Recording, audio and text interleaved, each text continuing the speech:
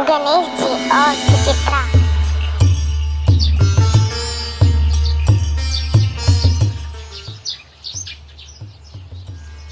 किशनगढ़ गांव में रामू अपनी पत्नी के साथ रहता था। उसकी कोई संतान नहीं थी, इसलिए दोनों उदास बैठे थे। लोगों के ताने सुन सुन के मैं बहुत थक गई हूँ। इतने साल शादी तो हो गए, फिर भी संतान नहीं है। लोग पता नहीं क्या क्या बातें बनाते रहते हैं। किस किस को जवाब देती फिरूं मैं। अब मुझे यहाँ नहीं रहना है, कहीं और घर देख लो, दूसरे गांव चल के वहाँ रहेंगे। दुनिया क्या कहती है इस पर ध्यान मत दो। लोग तो भगवान को भी नहीं छोड़ते हैं और हम तो इंसान हैं। जाने दो उसकी बातों को।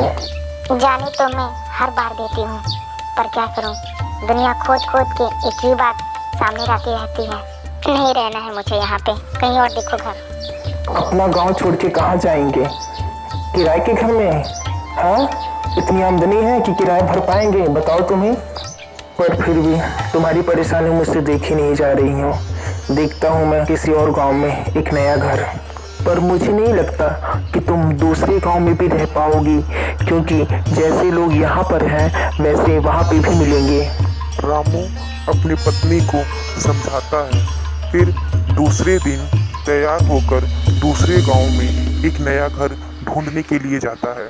सुचित्रा भी न जाने कैसी जिद थाम के बैठी है, अपना घर छोड़ के किराए का घर लेने जा रही है। श्यामू दूसरे गांव पहुंचता है। चलते चलते रास्ते में उसे एक मुनीम मिलता है।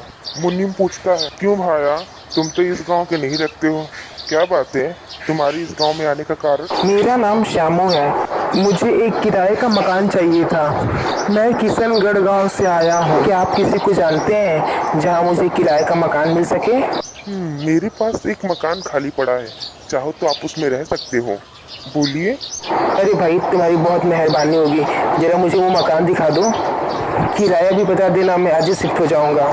मैं और मेरी पत्नी बस 2 लोग हैं। फिर मुनीम श्यामू को वो मकान दिखाने ले जाता है।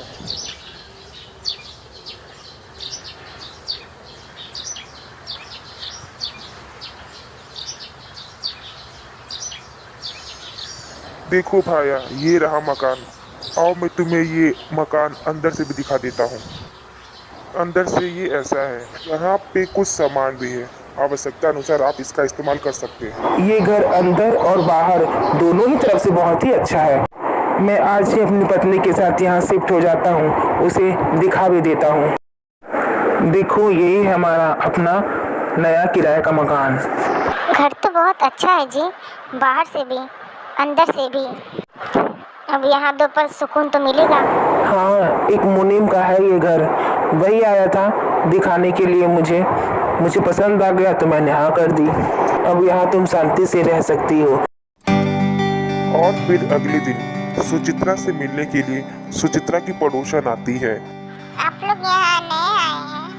मैं बगल वाले घर में रहती हूँ। ये घर एक मुनीम जी का है, बहुत भले आदमी है वो, सबका भला ही करते रहते हैं। हाँ, कुछ परेशानियाँ थी, इसलिए यहाँ पे मकान लेना पड़ा किराए पर। मेरी तो 2 बेटियाँ और 1 बेटा है, भरा पूरा परिवार है हमारा। चलती हूँ बहन, फिर आऊंगी, ध्यान रखना अपना। जिस वजह से किराए का मकान लिया, फिर वही शुरू हो गया। सुचित्रा खाली बैठना नहीं चाहती थी, इसलिए उसने कुकीज बनाना शुरू किया और उन कुकीज को घर घर जाकर बेचा करती थी।